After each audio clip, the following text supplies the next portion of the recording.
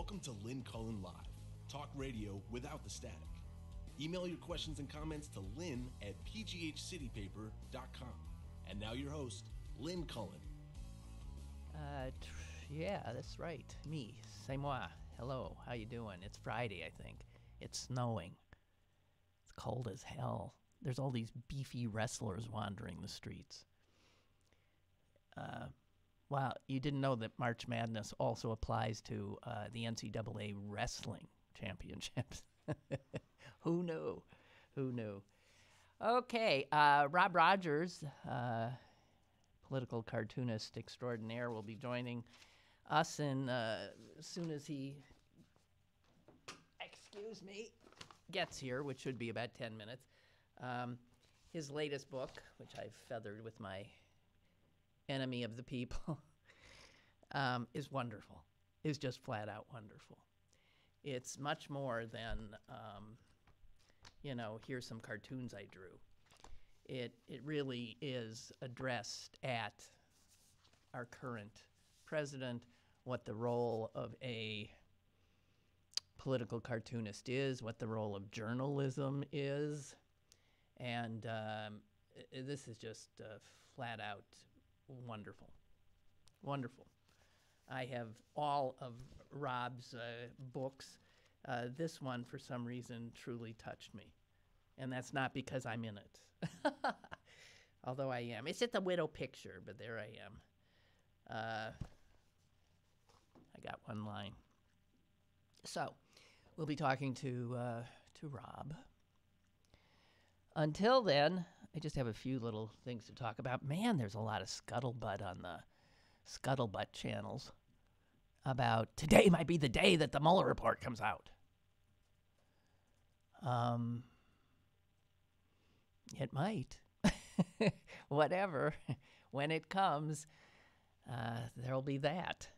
And somebody was pointing out the other day, it's sort of like, waiting for a baby to be born. You know how come on, you're in the 9th month, you're dying. Come on. Could we have it, please? And the idea that when the baby comes, it's not over.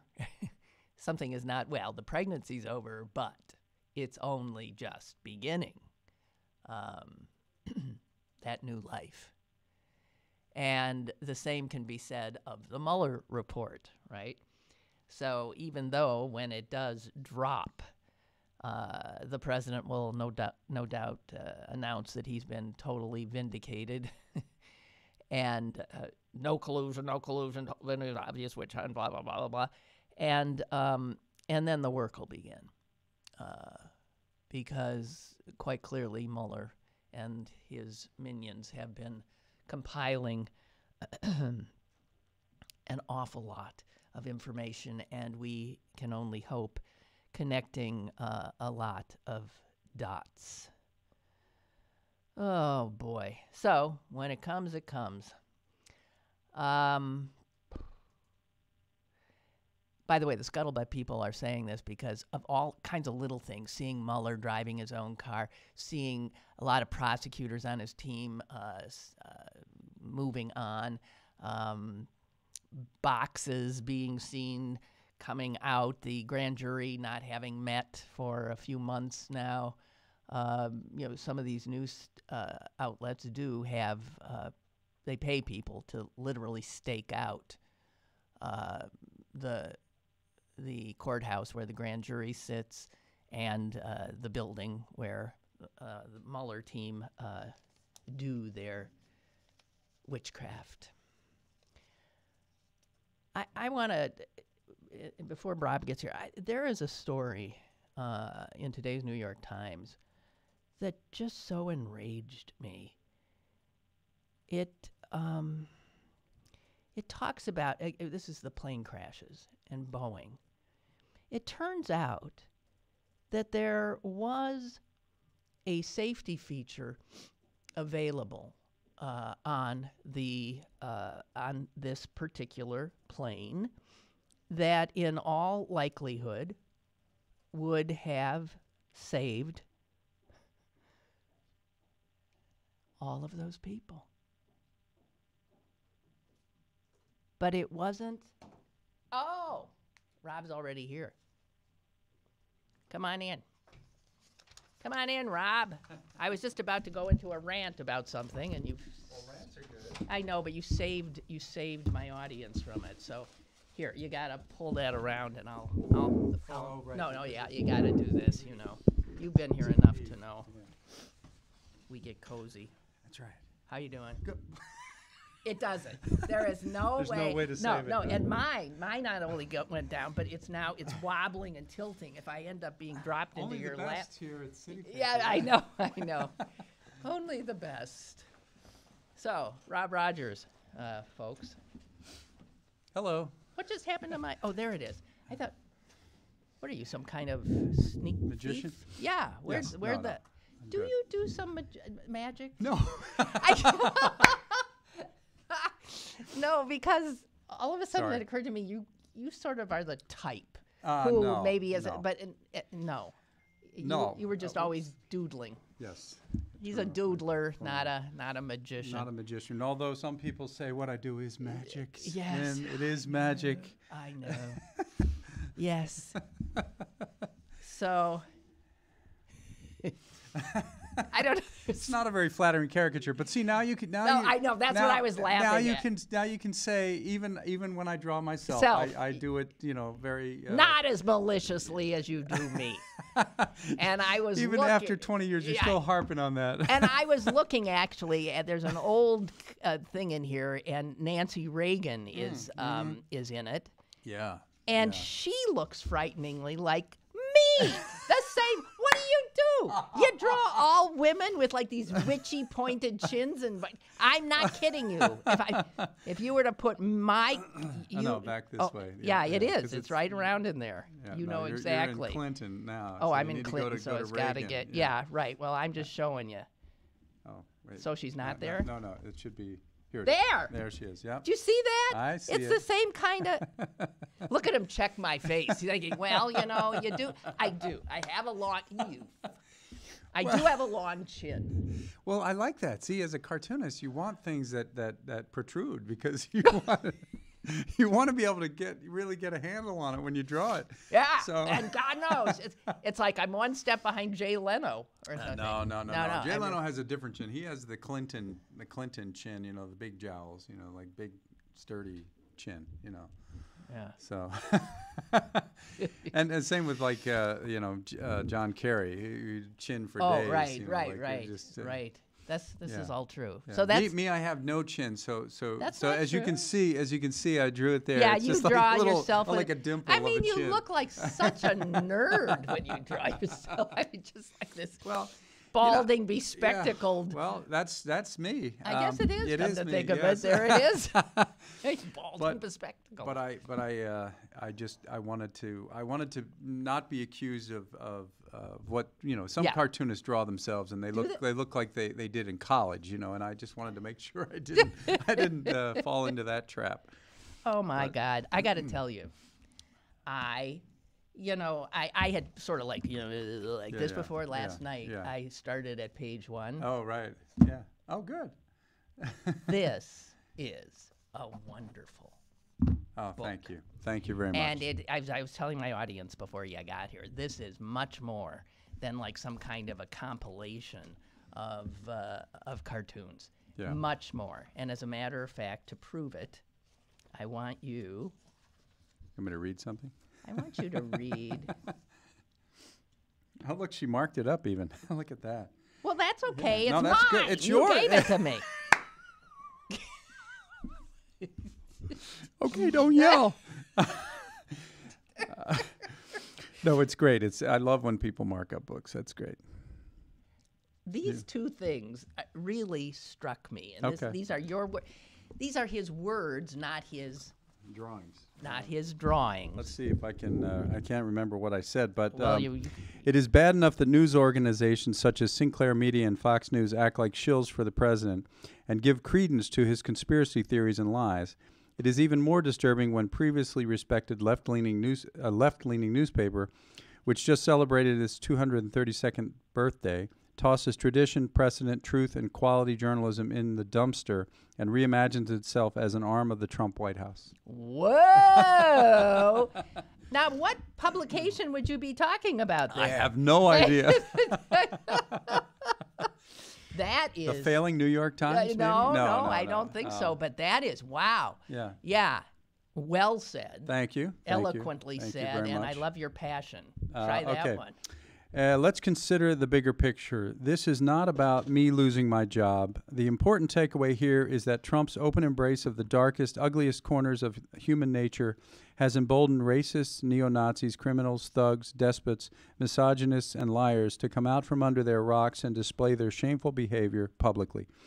That includes publishers and editors who years ago may have been too ashamed to express their hateful views on the editorial page. But the more important part is just that we are living in a cockeyed world where someone who tells the truth is seen as part of the resistance, where a reporter from the New York Times is suddenly a freedom fighter. Yeah. So yeah. No, really. Yeah. I'm sorry. No. That's all right. You did get the good part. I mean, you did. And then just because you can, at the end of that, you drew Donald Trump as a turnip. Yes. What? Well, you have to read the earlier part of the introduction, which talks about Governor Pennypacker. Oh, yes, I definitely want to talk about that. So this is amazing. The Pennsylvania state legislature once actually passed a law. Yes, a law that said you can't caricature any political figure as an animal or a bird or an insect or something like that. They actually had a law. You cannot. And the reason was there was a cartoonist, and I think I named the cartoonist somewhere. No. Frederick. Oh no, that's the representative. Charles. Charles Nealon. He repeatedly drew Pennypacker as a preening parrot. and Pennypacker, we should say, was the governor. Right, the governor of Pennsylvania. And during the election, what was his name? Pennypacker. Yes. William? Was it William? It was Samuel. Good old Sam. Samuel W. Pennypacker. Yeah. Pennypacker, not Penny. And this is in 1902. Okay, 1902. Pennsylvania's governor was being assaulted by a political cartoonist of the time who always drew him as a parrot. Yeah. As a parrot. A preening parrot. Actually got a law passed. And so Pennypacker convinced all of his buddies in the legislature to pass this law. So what they did was they outlawed the idea of drawing him as an animal or any kind of animal or insect. So what the cartoonist did was they turned around and said, "Okay, well, we'll draw you as a boot or as a vegetable." Yeah, they started drawing all these vegetables, and so one of them was a turnip. This great drawing of him as a turnip. So I thought, well, you know what? I'm gonna draw, Donald Trump as a turnip because I can. Unbelievable. And I also want to point out, this is like if you start on page, before the cartoons come on, you get such wonderful reading. You have Jake Tapper, who's done your foreword. Right, and you know about forwards because you did I did the forward on your last book. I mean, I am bookended by your first book. The foreword was done by the great Dave Barry. Right, Dave Barry. Political humorist. Yes. Is that what a proper title for him?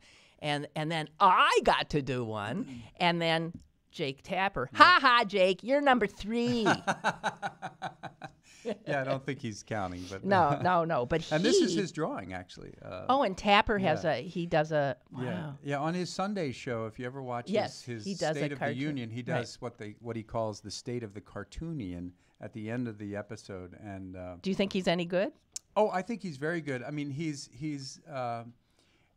would say that he is not as much of an artist as some of the cartoonists out there, but I think he's got talent. Yeah.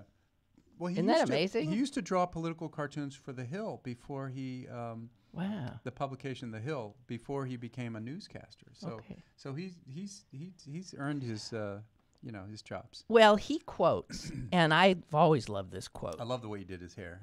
The hair is wonderful, and look at this. The whole this almost looks like an entire other being on his face. I don't know. Right. It's really good. The hair is a masterpiece.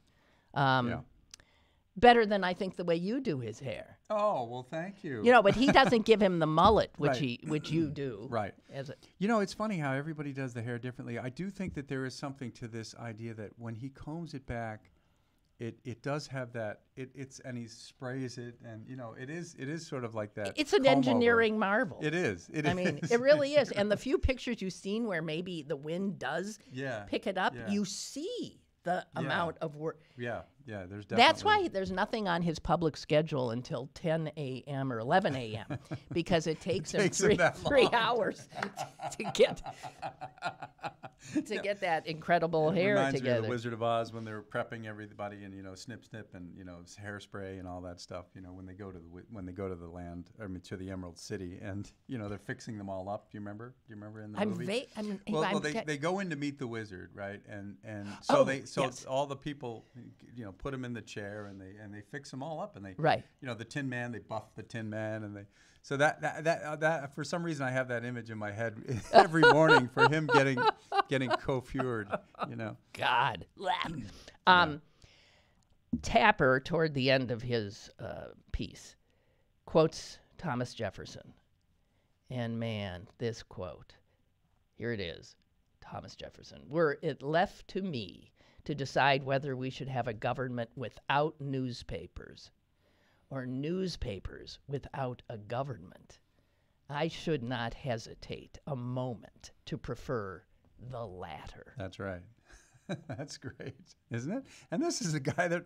Oh my God! But I wonder if he wrote said the Constitution. You know? Yeah. I mean, Well, he also was the president. I wonder if he said that before. While he was president. Before he was president. Yes. No, he said it before he was president. Yeah, that's no probably doubt. true. Yes. No doubt. No doubt. But you know, we've come a long way from that. Gee whiz, and I'm sort of blown away by all of the people who, you know, you saw what was coming your way, and people at the paper did. People left before you, left of their own accord. Right. Good people. Yeah. Talented very good people who have served this community well.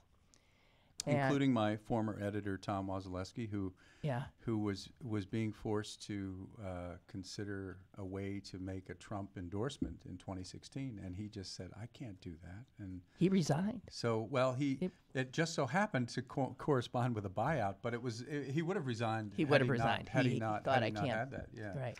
So yeah, I mean, he and Susan Minella, the deputy editorial page editor, both left at the same time, and it was an actual kind of protest leaving. I mean, really. Is that when you did a cartoon I don't even know if this went out, a cartoon of you in the fetal position in the corner?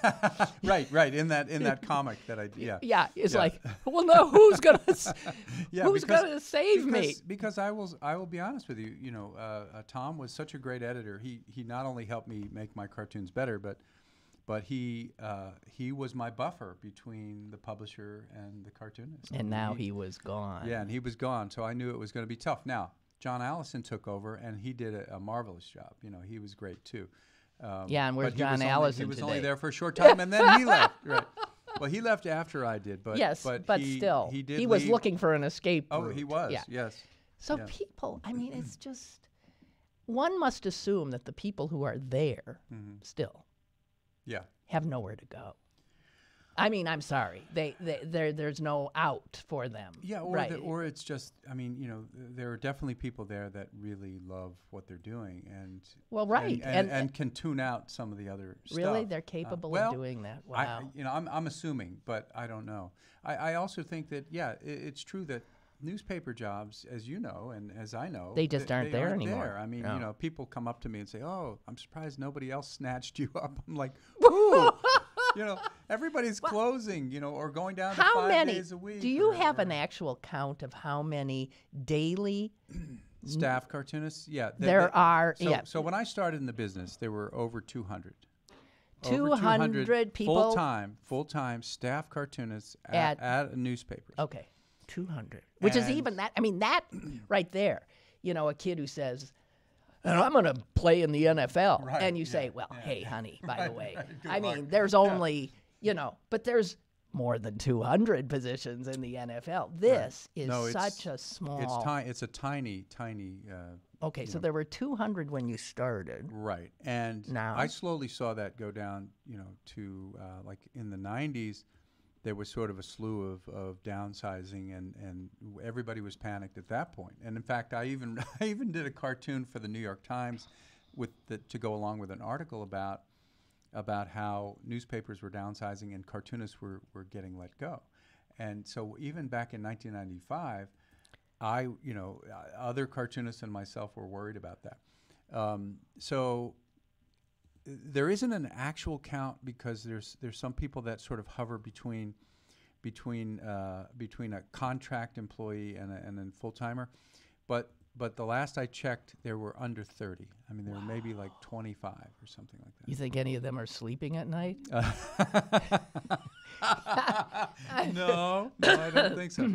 No, it is. I mean, it's really a tough time, and there are still newspapers, you know, that value the local cartoonist, and I think there's a few that I can think of. For instance, what's the Long Island paper called? The Newsday? Newsday, yeah. I thought Jared Kushner ran that into No, you're thinking of... then what am I thinking that's of? The Observer. The Observer, right. Okay, gotcha. The New York Observer. Okay, but so Newsday just recently hired a cartoonist who had been out, you know, who had lost his position, and he was a Pulitzer Prize winner, Matt Davies. And they hired him and when people thought they might not hire anybody. So I do think there are some newspapers who are filling the position when a cartoonist leaves, because the previous cartoonist had left to retire. But, and you know that in the Week, that compilation magazine, they always do, and they often use your stuff. Right. But they always have to put in like a right-wing cartoonist. Ramirez So I wanted to ask Telly. you, are there many, most political cartoonists, how would you characterize their political point of view? I mean, I don't know. I mean, are there? How would I describe it? I would describe it as you know. I was going to say something negative, but I'll try to be nice here and say that yes, there are of the organization of cartoonists across the country. Most of us are liberals or moderates, and then there are a handful of conservatives. You know, you have Mike Ramirez, you have Steve Kelly. Steve Kelly, the one that the one that's at the Post-Gazette. Yeah. Do you think he's any Lester, good if you were able to take his politics out of the picture? You know, I'm not going to comment. Okay, on thank that you. Just because it's not. No, And, frankly. you know, I mean, the sad thing is we used to be friends and we're not anymore. But wow. Yeah, because we started out basically the same year in the '80s with these jobs. You know, and we're back when everyone thought, oh my God, we all have full-time jobs cartooning. You know, this is great. And he was cartooning for who? For the San Diego Union at that time. Okay. He later lost that job and then went to. He was out of work for a while and then went to the Times Picayune for a short period. And now that paper's gone. Yeah, that paper's gone too. So, Jesus. So yeah, it's tough. It's tough out there. So I mean, and to be honest, I don't begrudge him from trying to get the job because there are so few jobs that But yeah, I'd say that and they are conservatives. Their politics are such that it to me it's hard. I don't know how conservatives do it because the idea is we're like a newspaper, we're sort of going after the people in power, right? Right, exactly. But what they're saying is that people in power are fine, And and how do you do a cartoon if that's what you believe? Well, you point out in your book and show that when Democrats are, presidents, yeah, you went after them. them. I went after them. Maybe not with the same daily sort of barrage, but that's because nobody's been. They weren't behaving like Trump. And when Clinton misbehaved, I went after him. Your Clinton stuff is a riot. Well, the crazy thing to think about is that the one time that I was a finalist for the Pulitzer, it was with these cartoons. Okay, it was these Clinton cartoons? It was the Clinton cartoons. So as a liberal, I was a finalist for the Pulitzer for cartoons about Clinton. So I mean, he's got one here. Yeah, that's one of my favorites. I love it. Clinton is Clinton is he's standing up to give the State of the Union, and he's naked, and he says, "Did I mention the economy is doing great?" And this one I like too. The person saying, I love it. "Can we just impeach him from the waist down?" I love that too. too. They like his politics. They liked him, They right? liked what he was doing for the country. And then this is, I mean, they're just brilliant. The reason I added Cheney in there is because we all knew that he was really the president. Dick Cheney is a dominatrix Statue of Liberty. Yeah, oh, saying, man. "Bring us your huddled masses yearning to be waterboarded." But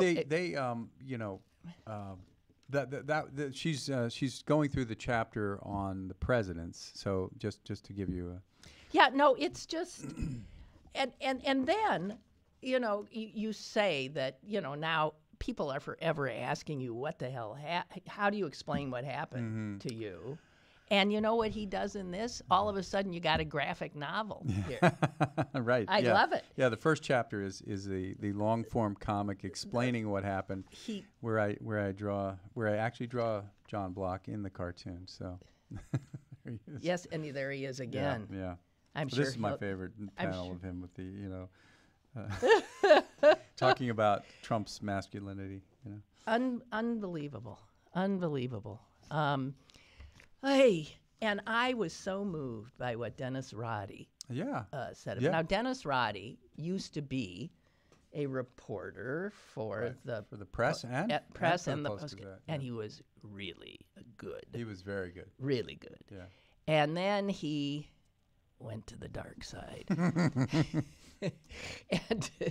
and what's funny about the way a newspaper is supposed to be is that I have known Dennis for 35 years, right? Yeah. I met him when I got to the paper. Yeah. We've traveled together. We covered my first convention that I ever covered together was with Dennis, and I roomed with him, in Atlanta in 1988. Dukakis was, So but the funny thing is, I never knew his politics. I never knew his politics Right. because he was funny, but he never sort of pushed them on anybody because he was a journalist, and so he's got a lot of integrity. I remember. So when he took so that job, and took the job for Corbett for a Republican governor here, I was not alone in being. No, like, I was shocked. I was like, "What happened to Dennis?"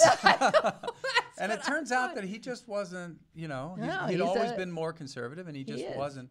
So now, but he's we're still very good friends, and he showed up at the rally that we it's ridiculous. Yeah, he's been one of the people, and he was from the very beginning that's been eloquent. supporting me. Yeah.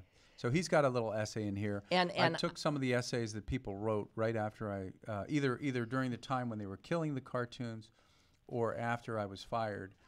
And they didn't ask me if they could write something. They just wrote something. They wrote something. Put it out there. And then I saw them, and I said, "Hey, when I was putting the book together, I said, "Hey, can I use this in the book? Because it really is a nice little chapter interlude." Here is something he said at the rally as well, and this needs to be heard. Newspapers are more than private property. He's talking to J.R. Block here. Yes, he is. Newspapers are more than private property. They are community institutions, civic trusts protected by the Constitution, and as such, part of a social contract. That their obligation is not only to be independent voices, but to elevate the culture by enabling and nurturing independence of thought. This is what should be. That's right. This is what maybe was. Right. Yeah, and in fact, Dennis writes about how he and I don't really disagree politically. In fact, I was doing cartoons about Corbett that were making his life hell because he was working for Corbett. And I was drawing really scathing cartoons about the governor. But yeah, I mean, he understands the role of the newspaper and came to my defense, even though he doesn't agree with everything I do. And even though you were making his life miserable with because he understands what a newspaper is supposed to be, and in this case, one could argue that they had every right to move me out because they are it's a private institution. They can choose what to put on the page. But it's the way they did it, and the idea that they ignored the readers and they ignored my history there. And because I had talked to them about moving me to the op-ed page so that they could do whatever they wanted with the editorial page and still have me as a an opinion as person, a cartoonist who had been there for 25 years, and before that at the press, somebody who had a following, that would still be there, and those readers would still come to the page. But no, they decided that wasn't what they wanted to do. So they knew what they wanted to do from day one. Yeah, probably. Well, certainly from the time they hired Burris, I think they knew. Yeah. And you, as I recall, were you did not badmouth anybody. You just kept your head down and kept trying to do. You tried to. Actually. Did you really think that? No. I didn't think this. Did you know you were in? I mean, this was just going to play out the way it actually ended. Well, up, as I mentioned, when Tom left, I thought, oh boy, this could be bad. But then John and I had a couple of sit downs and talked about the Trump cartoons, and we kind of agreed to disagree, but we agreed on one thing, which is I don't have to draw Trump every day, and so we sort of just agreed that I would try to address other topics as much as possible. And I did that, and so for 2 years, I actually got a lot of Trump cartoons in the paper, and some of them were really, really devastating, and it's kind of amazing that they went in. But I guess all along the way, he was still trying to get the editorial page editor John Allison to rein me in, like he tried to get Tom to rein me in more. And but they felt like I did that these cartoons were important, and so eventually I think it was a surprise how it happened and how quickly it happened. Yes. You weren't expecting it the day that it happened. Oh no! When tell me what happened. Well, so it was kind of a weird thing. I mean, the one thing that gave me pause was they stopped talking to me. Like the week that they started killing the cartoons. They weren't getting back to me by email about why they were killing them. They were just killing them. So, but I kept working. I kept doing my job, and I would come up with one the next day. And so this went on. Finally, I had to take vacation day after a week of killed cartoons. I decided to take vacation days to until they let me know what was happening. Yeah, because why keep putting? Why keep putting this stuff out there? And actually, they did publish one, like and so everybody thought, oh, it's over. The boycott is over. But that same day, they had called me into the lawyer's office and then showed me a contract they wanted me to sign, which was just, I talk about it in the book, but it really wasn't a good contract. And so I said no, but I was very polite, and I wrote back to them and I said, this is why I'm not going to do it. Let's talk about putting me on the op-ed page. Let's talk about other ways. You were still trying to negotiate I said, something. bring me in. Let's talk about how we can do this. Right. And they said no. And then, a week later, after no word of anything, they gave me my walking papers, and they tried to make it. They tried to save face by giving me offering me a severance. And then also offering me a freelance contract. But both of them were insulting and went way too far in terms of shutting me down, in terms of what I could talk about, what I could print. They wanted the rights to all the cartoons that I'd ever done for them, And who does have the rights? I do, yeah. You do? Yeah, I do, because, yes, and I had my lawyer, double check that I was correct about it. But, yes, they signed contracts with my syndicate, so I have a syndicate contract that gives them the right to distribute the content, and then the syndicate reverses the rights to me after they have the first reprint right, and so the rights to the cartoons are really mine because they also signed off on it. So there you go, and but that's what they wanted to take away from me, and they've never asked me to have those rights before. They've always given them to me. They've always said, yeah, you do what you want with the cartoons. It brings us, more, it brings us more attention when they get picked up in other places. So go ahead, syndicate them and do whatever you want. So how long has it been? That was June 14th that I got fired. So it's not a year, but closing in on, it's like 9 months or something. So you're not in shock anymore. No. No, I'm far from shock. And actually, you know, You're doing okay. I'm doing great. Yeah. Yeah. I've got the book. I've got syndication. I've got freelance, and you know, it's not. They haven't really advertised it much, but I was awarded an Emerson Fellowship, so that covers me for a year. So I'm Cool. doing great. Yeah. Okay. And you people can subscribe to you. Oh, right. Mm-hmm. Explain how that works. I Yeah, mean, that's another thing that's helped me Okay. sort of get through this time. The fans have been just incredible, and so right away I started something called a Patreon page, which is if you go to my website robrogers.com, there's a little button there. You can learn more about it if you click the button. Okay, but robrogers.com, easy yep, to very remember. easy to remember.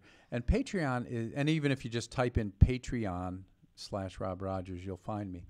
But it's just a thing that was set up by these high tech people as a way for artists and musicians to get funding from their friends and their fans and the people who appreciate what they put out, because it is so hard for people putting out essentially art now in any form to and be so paid many, and for so it. many artists have to get jobs, at Starbucks or wherever to make ends meet. And so this is a way where you don't have to do that. You can just keep doing your work, and you get and so people subscribe, and then they have, they get. So I send people the cartoon the night before it's published on the syndicate site, so they get to see it first, and they get to comment on it, and we have conversations and things like that. So it's nice. Cool. It's a nice community.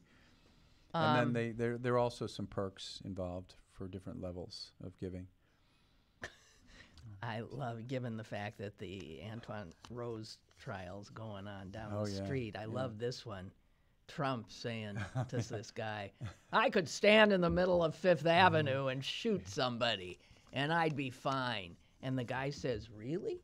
Are you a cop? That one got me into some trouble with the police. I bet. Yeah, but that's. This one's hysterical. This is Bernie Sanders on the bottom here. Are they seeing that? Can you see that it's all? This was easy to do. You might not see the words, but the face is the same. It's the many faces of Bernie Sanders, and it's and all it's the same. All his same frown. Angry at Wall Street, sad about the prison system, disappointed with Obama, surprised by the grassroots support, and giddy over free college, and ecstatic about New Hampshire. I like having you act out each frame. This is great. We could take this on the road. It's so true. It goes from angry to giddy and ecstatic. Yeah, and but it's the same. Yeah, I mean, that's the one thing I was surprised about, is that he never really smiles. Never. He is so grumpy looking. Yeah, he is. But Well, whatever. We but like he him. is. He is. Oh God. So can I tell people where they can get the book if they want? I think that's a really good idea. So right now it's in July it will be available in the bookstores, but right now it's on a limited printing, and you can get it from me at my signings, and there's one tomorrow. Are we can I say tomorrow? Is this live? Well, I would say Saturday. Saturday. Yeah, tomorrow, Saturday. Saturday. At noon at the Harris Theater. If you go to the trust.org, you can find, I'm doing the Humanities Festival, and it's a conversation with Rob Rogers. It's only $5, but I'll have books there, and you can buy one if you want.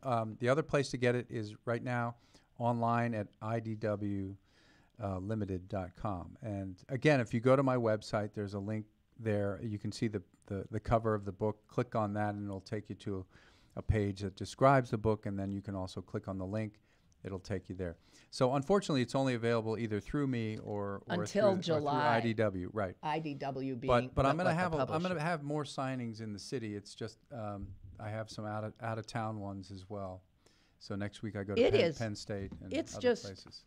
It's a delight. I mean, anybody. Seriously, anybody would. Damn. damn. You know what I was thinking when I was reading this? Oh, and you're in the book too. Did you? I know, I saw it. Show the picture. Come I on. don't know it's where right it in is. here. Oh, there. It is. It's There so it is. tiny. When I know it's really small, but when That's me. yeah, when you did that rally for me, you know, that's one of the things I wouldn't have come because it would have looked bad. Yeah. Since I hadn't been fired yet. You.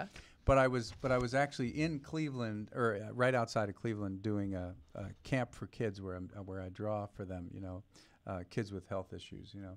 So it was kind of nice to hear how it was going, you know, like people were texting me. Yeah. You know, but that was very nice of you to do that. We actually so thank you. thought we could do something. What a joke.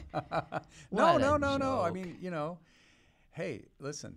I mean, what it did do was it brought more and more attention to it, which is great, and that's why I'm able to get by today, because with help from people like you. So, yeah, there you go. I'll tell you. I got to tell you, though, this is, I mean, it's my, I just think it's brilliant. Well, thank you. And here's what I wanted to say. Excuse me. You write beautifully. Oh, well, thank you. So, I mean, I don't know. Do you ever think of writing more? I mean, you're good.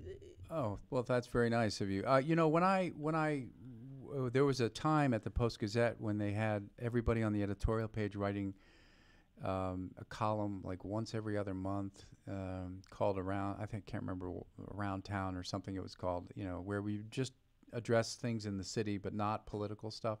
And I wrote about Lawrenceville a lot because that's where I live. But yeah, I mean, I have enjoyed writing. Writing is certainly a part of what I do every day. I mean, that's like half the battle is writing the cartoon and making the dialogue work. But I still love to draw. So for me, if I have to spend an hour writing or an hour drawing, I'd rather draw. I'd rather draw. A picture's worth 1,000 words. But that's very nice of you to say. I No, you appreciate really it, and hopefully people will go out and pick it up. I'm not going to keep you any longer than I have to, because I was telling him last time he was here, he started getting this deer in the headlights look, and he actually like looked at you, and then you said. So how long am I on? Well, I wasn't sure. Yeah, I mean, it's not the traditional radio show where there's an in and an out. No, it's true. It's true. There's one other question I wanted to ask, because I think a lot of people would assume, and I get the same question, well, since Trump is president, you guys must have it easy. It's not like you have to, I mean, you don't have to think too far about an idea, because it's just constant, and it's not true. No, it's not true, because what happens is, especially with Trump, first of all, there's no end to it, right? So you have to decipher through all of the the cloud storm of horribleness that comes out of the White House. You have to decide what little piece to grab, and I in the book I talk about it as sort of like trying to take a sip of water from a fire hydrant, you know, when it's been unleashed. That's right. You really can't do it comfortably. And so with other presidents, when they were misbehaving, you knew when they were misbehaving. It wasn't a constant, you know. So there was always an easy thing, like, okay, I have to draw about this today, or I have to draw about this. With Trump, there's too many. You can't keep up with it. And so it just also feels like you're just saying the same thing over and over. Right. And then people stop listening too. That's the other problem, is that they start to sort of accept it as, well, that's just Trump. And that's where we have to keep going. That's where we have to always keep people understanding that, no, this is not right. It's not okay for him to be this way. Do you think he has hurt your creative ability? Do you think he, I'm just wondering, if you look at the cartoons you've done since Trump, are they different in some respects than the other? Are you angrier? I'm just wondering, because I mean, he just seems like he ruins everything. Everything he touches. No, he just destroys everything. Yeah, I mean, it vacillates for me because there are days when he does something and I come up with an idea and I think, I love this. I'm going to draw this and I'm going to enjoy it. And then there are other times where it's just like all of those tweets last weekend that just this about. Oh my God. I haven't done anything on that because I just think it's just noise. I mean, it's so much noise, and eventually I will have to say something about something. But for instance, I did a cartoon about Trump this week, and it was really about white nationalism, and I thought that's more important than taking one of his tweets and dissecting it. So when the whole thing about the shooter in New Zealand came out, I thought to myself, well, he's been, he denied, oh, this has nothing to do with me, it's just a small group of people. Well, yeah, small group like you, Steve Bannon, Miller, that's a small group. Yeah. But I thought, this has been happening ever since he, actually long before he got into the race. He's been, promoting this kind of stuff. That's how he started out his run by being a racist. Right. Yeah. Rapist, murderers. Right. The one. But also the one. But remember back to the. And then Obama. The Central Park. The 5? joggers. Yeah, the right, jogger the jogging thing. When he called for the death penalty for these kids who were clearly innocent. And so he's been promoting these sort of white nationalist, racist views for a long time. Yeah. But so anyway, I drew him coming down his golden escalator like he did when he started when he announced, and so I have him coming down, and it's the descent of Trump. First of all, it's labeled the golden escalator of hate, and it's the descent of Trump, and the ascent going up the other side is the white nationalist. So. And they're both giving each other the thumbs up as they pass on the escalator. Way to go. So, yeah. But they should have done this to each other. Right. The little. Is that what that is? But he when he was coming down the escalator, he did do this. So I figured I'll just keep it honest and true. Oh, God. But yeah, no, I think that what it has definitely heightened.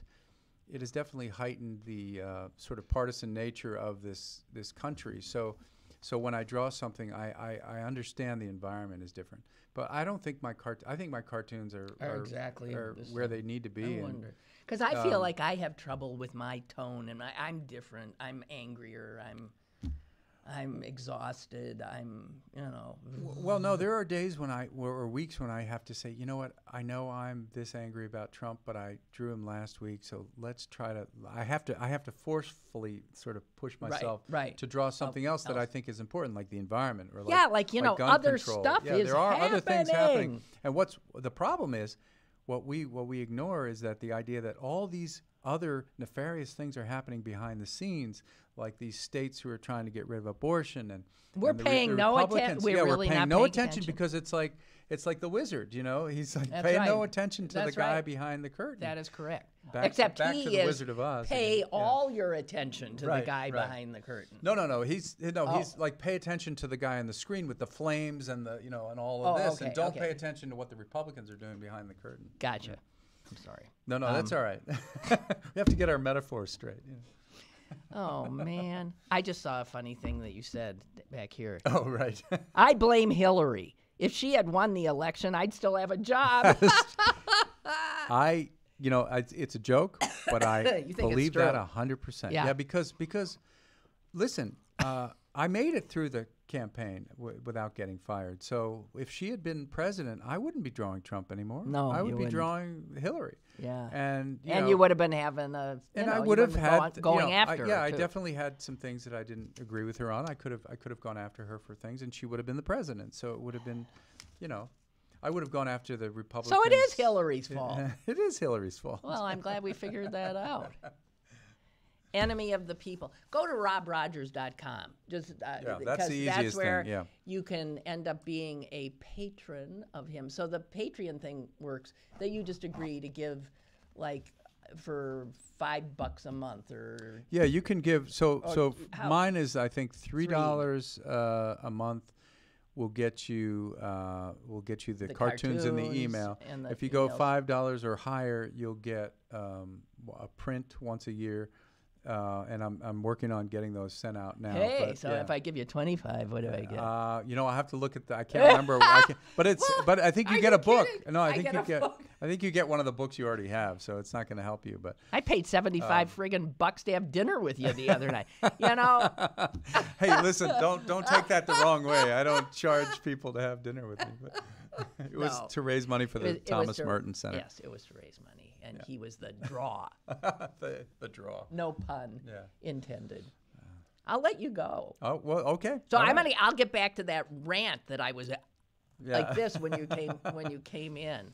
All right. Oh dear God, Rob. Thank you. Well, thank you. Thanks for doing what you do every day too. So, yeah, right. See how it ages you? Yeah.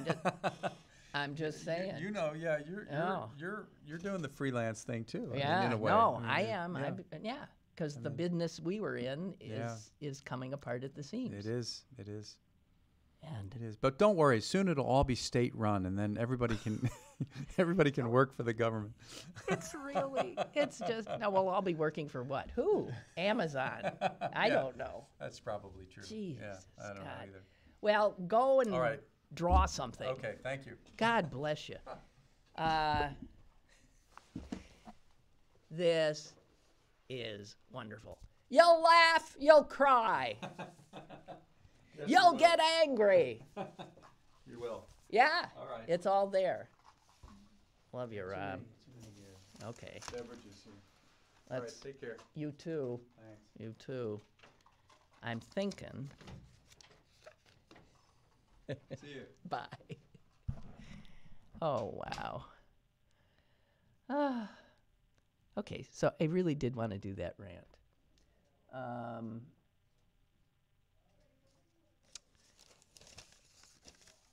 It turns out, wait, what time is it?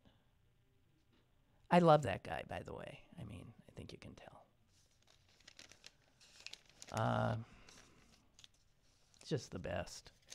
Good human being. Okay. It turns out that there were two safety features that are in some of the Boeing 737 MAX 8s. And lo and behold, these two safety features were not in the two planes that went down. I don't know why I'm... Anyway.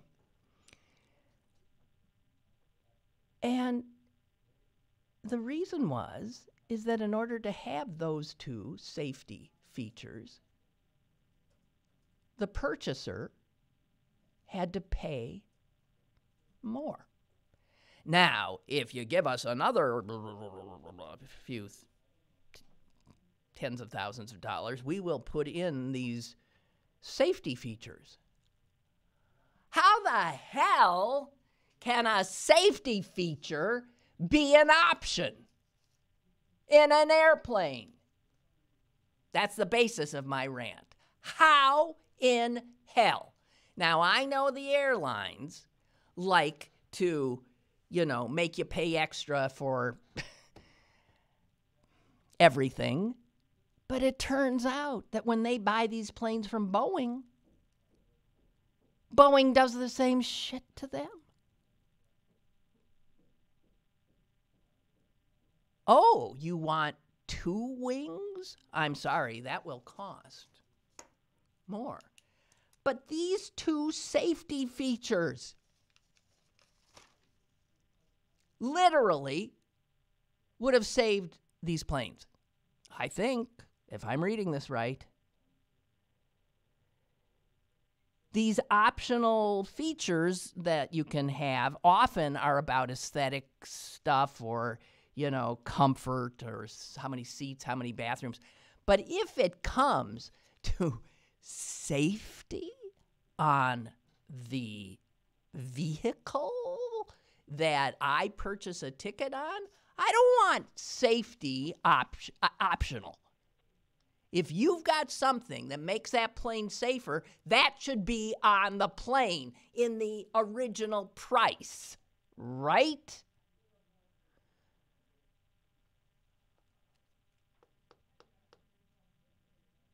So the way it works is that the jet software system takes readings from these sensors that are called MCAs or something. I don't know what.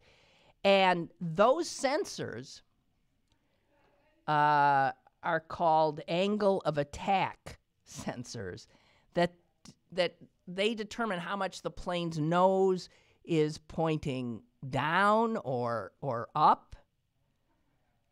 And Boeing's optional safety features that these planes didn't have could have helped the pilots detect that what they were getting were erroneous readings, because one of these upgrades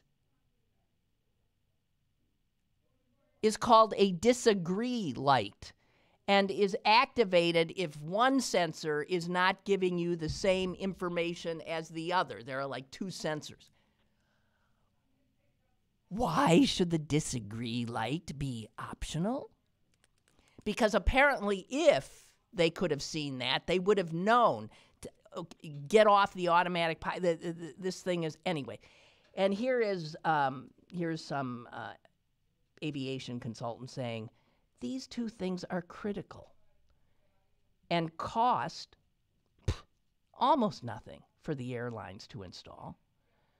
Boeing charges for them because it can, but they are vital for safety. No safety device should be optional. If it's available, it should be in the plane.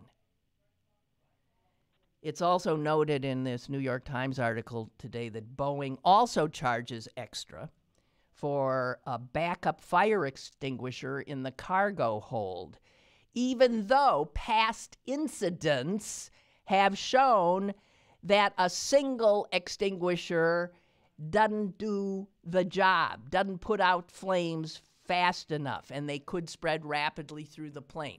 So there should be 2 extinguishers on every plane in every cargo hold, right? No. Boeing says you want the second one, you pay more for it.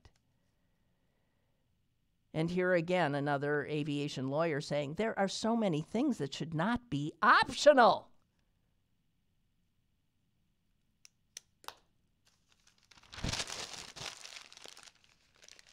Extraordinary. We have a caller.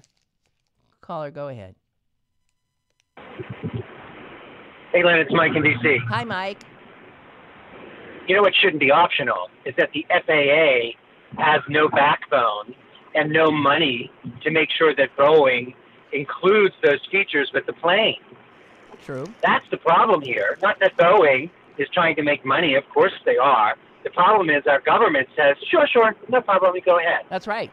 And our government has also said, the FAA has also said, you determine whether or not your plane is safe. I know we used to have people come and do that for us, but you self-police.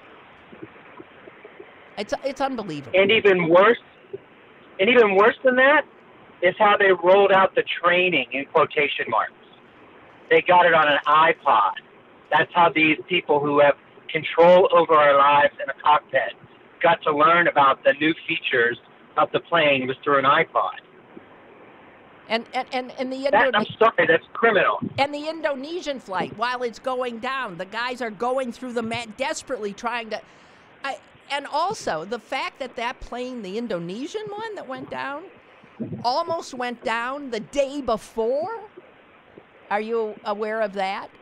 It almost went down. Except that there was an extra pilot in the cockpit. There was a pilot in a jump seat, a third pilot, who had the training or knew, and he saved the plane. Then the next day, the plane does the same thing. He's not there. The 2 pilots there have not been trained, and down it goes with hundreds of people aboard. And will you explain how that plane, after that incident happened, would be allowed to go back up in the air? What the hell is going on? And what gets me is that's because I'm a trainer by profession. That's what I do in your nation's capital, is I train on unimportant things like people knowing how to do shit, right? Yeah. So all of that is being forced off onto the buyer. Well, have them do it. And so, of course, they do the cheapest one, and they do just read about it. It's criminal. It's literally criminal that the FAA lets this company do this to make money. I agree. And I'm wondering that we now understand that there is the FBI is looking into something with all of this. Maybe they agree something criminal's gone on here too. I don't know. Dear God in heaven. Hey, thank you. Thank you for the call. And sure. Have a good weekend. Have a good weekend. You too. Bye-bye. Bye. I can see that we're out of time. Thank you all, and do have a good weekend if you can. I certainly intend to try myself. And toodaloo.